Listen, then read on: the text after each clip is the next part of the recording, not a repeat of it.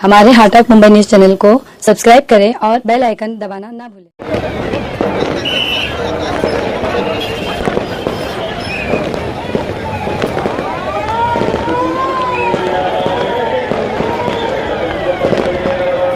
भाई थोड़ा सा मुट्ठी करो ना। एक मिनट गिर जाओ 2 मिनट गिर जाओ यार बराबर निकलने दो। अरे धक्का मारो।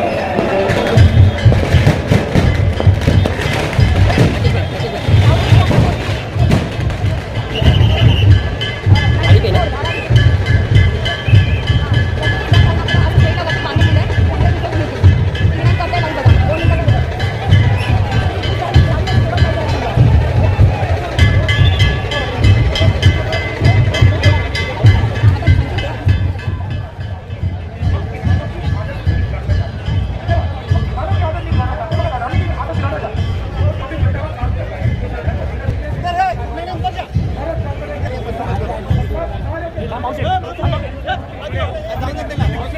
सीधा पीछे सीधा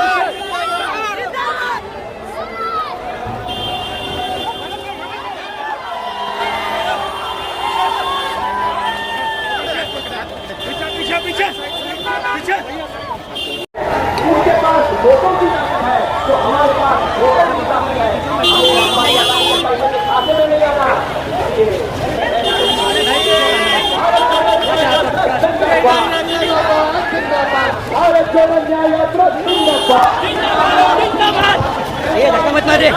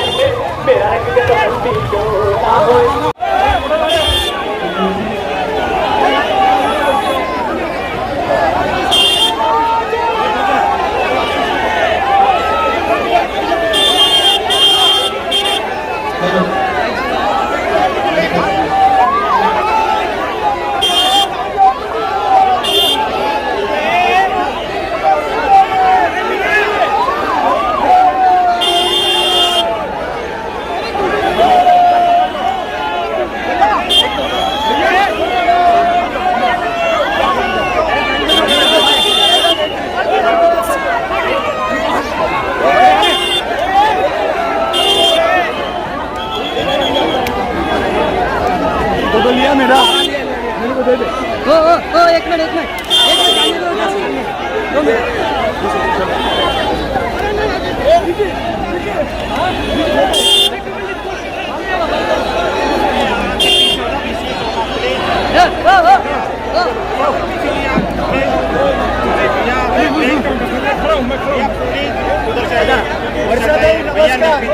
पीछे से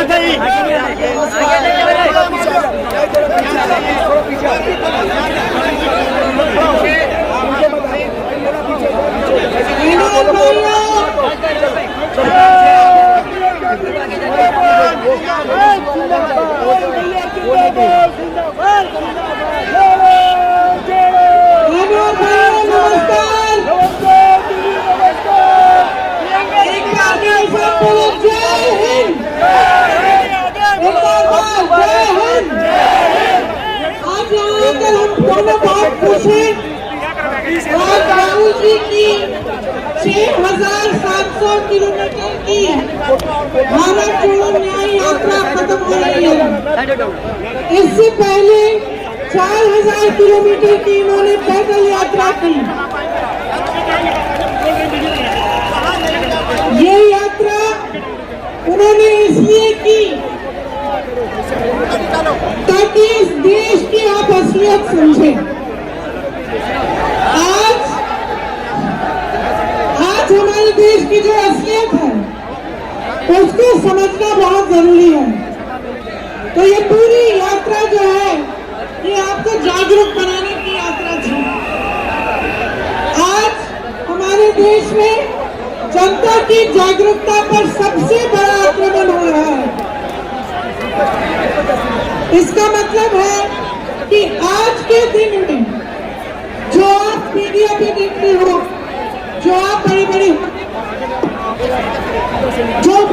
बातें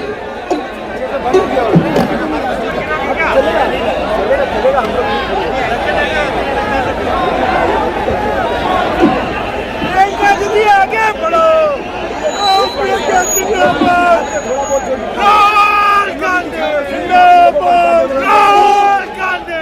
जितना भी आप होर्डिंग्स में देखते हो, आप इश्तिहारों पे देखते हो, टीवी पे देखते हो, ये सब आपसे सच्चाई नहीं दिखा रहे।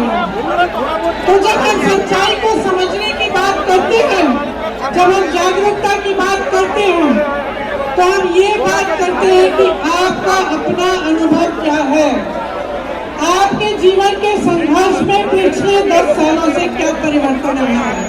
क्या महंगाई कम हुई है? हुई है? क्या बेरोजगारी कम हुई है? क्या आप समझ रहे हैं कि ये सरकार 2 स्तर पर चल रही है। एक स्तर पर आपको ये दिखाया जा रहा है कि बड़े बड़े इवेंट हो रहे हैं, बड़े बड़े काम हो रहे हैं, और दूसरे स्तर पे इस तरह के निर्णय लिए जा रहे हैं जिससे आपकी कमर तोड़ी जा रही है। चाहे नोटबंदी हो, चाहे जीएसटी हो। आज रास्ते में एक जने आए, उन्होंने हमसे कहा कि उनका पूरा कारोबार जीएसटी की वजह से खत्म हो गया। चाहे बेरोजगारी की बात हो। एक और आए थे हमारे पास, एक लड़का आया, उनका नाम गुलशन था, आज ही इसी यात्रा में। और गुलशन ने हमें बताया कि अग्निवीर की परीक्षा 2 बार उन्होंने क्लियर की है, लेकिन वो जाना नहीं चाहता। वो कह रहा था उलझन में जाना नहीं चाहता, क्योंकि 4 साल के लिए उनके पिताजी कहते कि तुम क्या करोगे जाओ।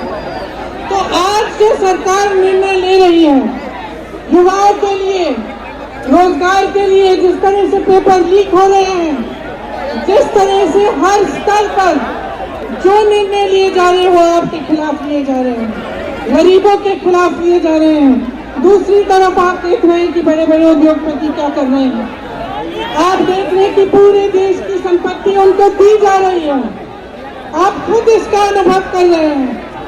तो मैं सिर्फ आपको ये कहने आई हूँ कि आपकी जागरूकता आपको खुद बनानी पड़ेगी। आपको खुद अपने जीवन के अनुभव को देखना पड़ेगा और समझना पड़ेगा, और ये समझना पड़ेगा कि ये सरकार पिछले 10 सालों से जो इस देश में चल रही है वो आपके खिलाफ काम कर रही है, गरीबों के खिलाफ काम कर रही है। इसीलिए जो ये न्याय यात्रा है और जो भारत जोड़ो यात्रा है, ये आपके अधिकारों के पक्ष की यात्रा है। और मैं आप सबका धन्यवाद देना चाहती हूँ कि इतनी बड़ी तादाद में आप यहाँ आए हमारे स्वागत करने के लिए। और राहुल जी का धन्यवाद देना चाहती हूँ कि इतनी मेहनत वो इसलिए कर रहे हैं ताकि आप जागरूक बने, ताकि आप अपने अधिकारों को समझें और आप इस देश को ऐसे लोगों से बचाएं जो इस देश को बर्बाद करने पर तुले हैं। धन्यवाद। अब राहुल जी आपसे 2 शब्द कहेंगे।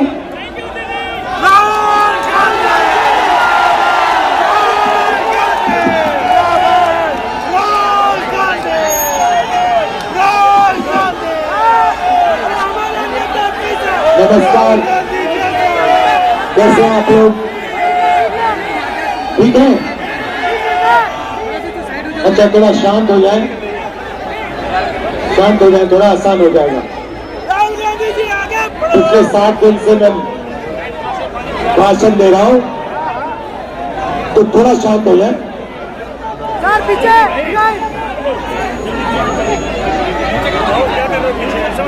एक साल पहले हमने भारत जोड़ो यात्रा की, कन्याकुमारी से कश्मीर चले, और उसमें हमारी सोच थी कि जो नफरत देश में फैलाई जा रही है उसके खिलाफ कोई ना कोई एक्शन लेना पड़ेगा। और इसीलिए भैया पुलिस वाले धक्का मत दीजिए ना, ये मोदी जी की रैली नहीं है, ये हमारी रैली है। इसमें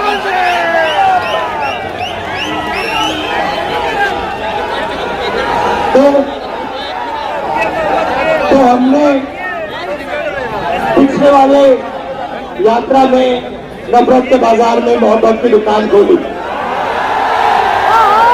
और पिछली यात्रा में बहुत सारे लोगों ने हमें कहा कि देखिए आप 4000 किलोमीटर चले, मगर बहुत सारे ऐसे प्रदेश हैं जहां आप गए नहीं। उड़ीसा नहीं गए, झारखंड नहीं गए, छत्तीसगढ़ नहीं गए, बंगाल नहीं गए, असम नहीं गए, बिहार नहीं गए, तो आपको दूसरी यात्रा करनी चाहिए। और आगे जाना आपको। और हमने दूसरी यात्रा मणिपुर से शुरू की, और मुंबई में ये यात्रा समाप्त हो रही है। मगर ये यात्रा मुंबई में नहीं समाप्त हो रही है, ये यात्रा धारावी में समाप्त हो रही है। और इसका, इस यात्रा का मैसेज है, नहीं सुनो, मैं आपसे सुपरफिशियल बात नहीं करता हूं, मैं गहरी बात करने आया हूं आपसे। देखिए, यह धारावी है, ये हिंदुस्तान का हुनर का कैपिटल है।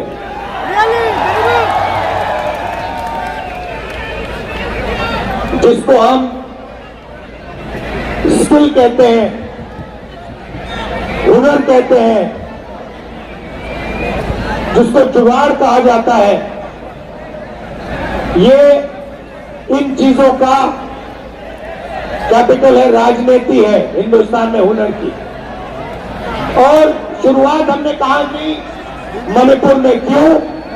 क्योंकि मणिपुर में बीजेपी ने सिविल वॉर का माहौल बना रखा है।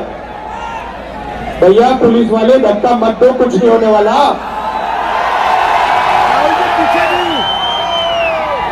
और भैया ऐसी शक्ति से धक्का दोगे तो आपको बड़े कर देंगे ये लोग, तो रिलैक्स रहो, कुछ नहीं होने वाला। तो हुनर का कैपिटल है, यहां पे लड़ाई, हिंदुस्तान में लड़ाई हुनर और दलालों के बीच में है। धारावी और अदानी के बीच में है।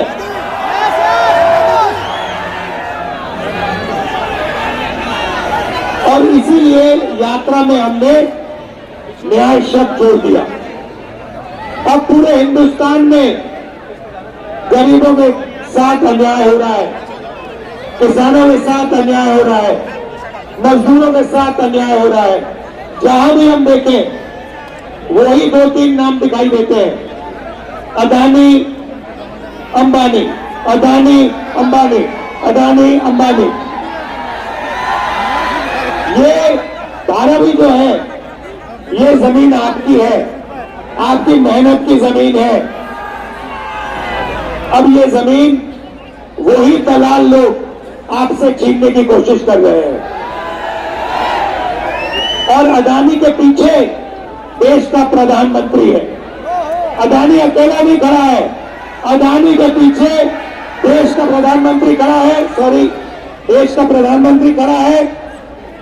उसके पास ईडी, सीबीआई, इनकम टैक्स, चंदा मामा, ये उनके पीछे शक्ति खड़ी हुई है।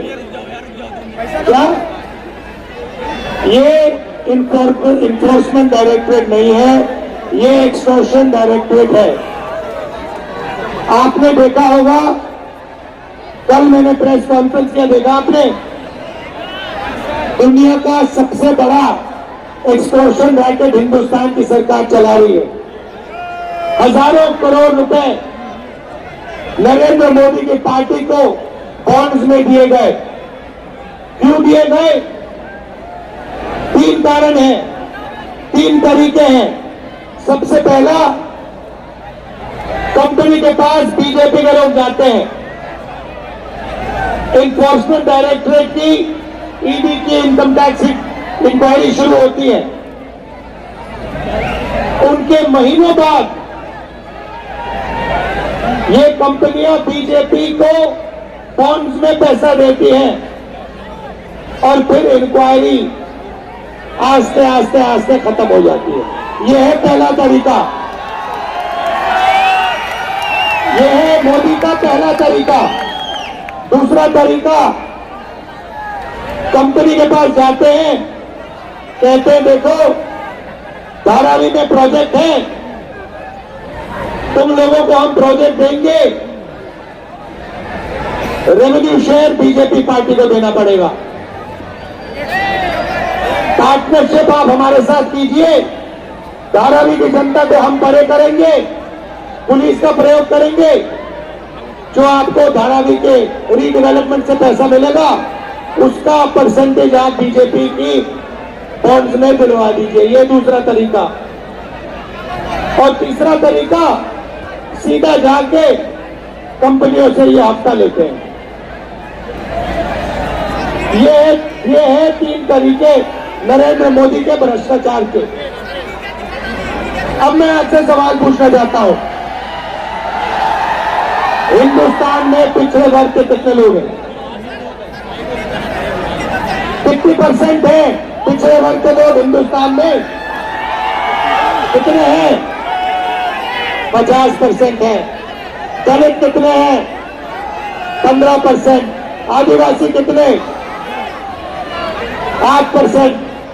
माइनॉरिटी कितने? 15। सब मिलाए कितने हुए? 90, तकरीबन 90। मीडिया में 90% के कितने लोग?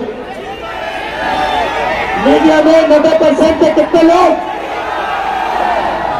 इनके मालिकों की लिस्ट निकालो। आपको एक ऐसा नहीं मिलेगा, एक मालिक नहीं मिलेगा जो पिछड़ा, दलित, आदिवासी हो, एक नहीं मिलेगा। फिर आप हिंदुस्तान की सबसे बड़ी 200 कंपनियों की लिस्ट निकालो, मालिकों की लिस्ट निकालो, उसमें आपको एक पिछड़ा वर्ग का नहीं मिलेगा, एक दलित नहीं मिलेगा, एक आदिवासी नहीं मिलेगा। आप ना बड़ी कंपनियों में हो, ना मीडिया में हो, तो हो कहां आप लोग? कहां हो? मीडिया में नहीं हो, बड़ी कंपनी में नहीं हो, बड़े अस्पतालों के मालिक नहीं हो, बड़े स्कूल कॉलेजेस के मालिक नहीं हो, तो होगा? सरकार में भी नहीं हो। हिंदुस्तान की सरकार को 90 लोग चलाते हैं, उसमें से 3 ओबीसी है, 3 दलित है, 1 आदिवासी है। हिंदुस्तान की सरकार 100 रुपए खर्च करती है बजट में, तो 90% को 6 रुपए मिलते हैं। 6 रुपए 90% के अफसर निर्णय लेते हैं। भाई और बहनों, आप कहीं हो ही नहीं, आप कहीं नहीं हो।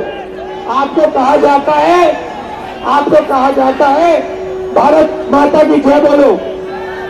भारत माता में 90% आप लोग हो, 90% आप लोग हो, मगर देश की भागीदारी में, देश के धन में आपकी कोई भागीदारी नहीं। आप मजदूरी करते हो या फिर आप बेरोजगार हो या फिर आप कॉन्ट्रैक्ट लेबर करते हो, मनरेगा का काम करते हो। ये भैया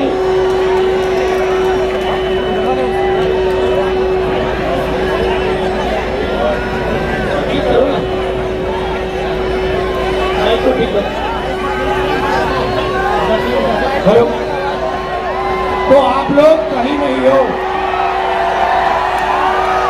पहले आपके रास्ते थे, आपका रास्ता सेना में जाने का था, उसको बंद कर दिया, अग्निवीर लागू कर दिया। अब आपको कहते हैं कि 2 तरीके के शहीद होंगे, एक को शहीद का दर्जा मिलेगा, दूसरे को शहीद का दर्जा नहीं मिलेगा। चाइना के सैनिक 5 साल ट्रेनिंग करेंगे, हमारा अग्निवीर 6 महीने ट्रेनिंग करेगा, और जब अग्निवीर शहीद होगा उसे ना पेंशन मिलेगी, ना उसे शहीद का दर्जा मिलेगा। उसे कहा जाएगा आप मर गए मगर आप शहीद नहीं हो। पब्लिक सेक्टर को ये एक के बाद एक बेच रहे हैं, किसके हाथ में दे रहे? उन्हीं अदानी अंबानी के हाथ में दे रहे। तो यही बात हो रही है। मैं आपसे सिर्फ ये कह रहा हूं, आप जग जाओ।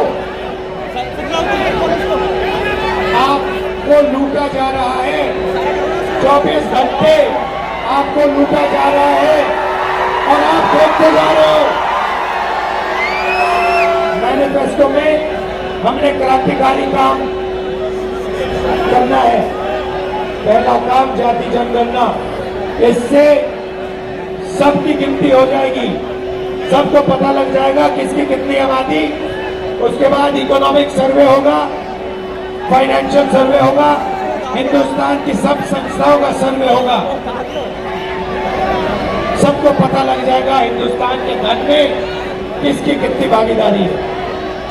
दूसरा कदम, 1 लाख रुपए हिंदुस्तान की हर गरीब महिला को हमारी सरकार देने जा रही है। ये 16 लाख करोड़ रुपए इन्होंने 20 लोगों 25 लोगों का कर्जा माफ किया है।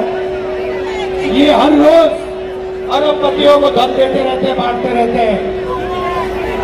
इसीलिए हम हिंदुस्तान की गरीब महिलाओं को 1 लाख रुपया साल का, 8,400 रुपए महीने का देने जा रहे हैं।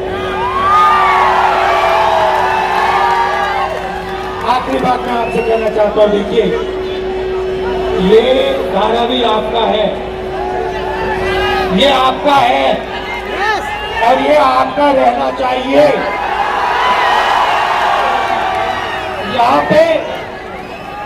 यहाँ पे आपको आपका जो स्किल है, हुनर है, उसको सपोर्ट करना चाहिए।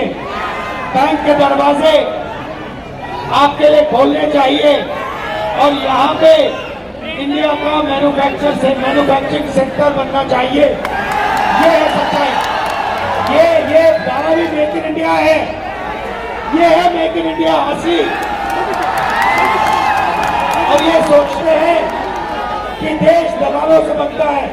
देश दलाल नहीं बनाते, देश आप जैसे लोग बनाते हैं। ये मेरा आपके लिए मैसेज है। आपने इतने प्यार से मेरी बात सुनी, दिल से बहुत बहुत धन्यवाद। हाँ, मेहनत आप करते हो और पैसा आगे लिए जाता है। बहुत बहुत धन्यवाद आप सबका, पुलिस वालों का धन्यवाद। जय हिंद।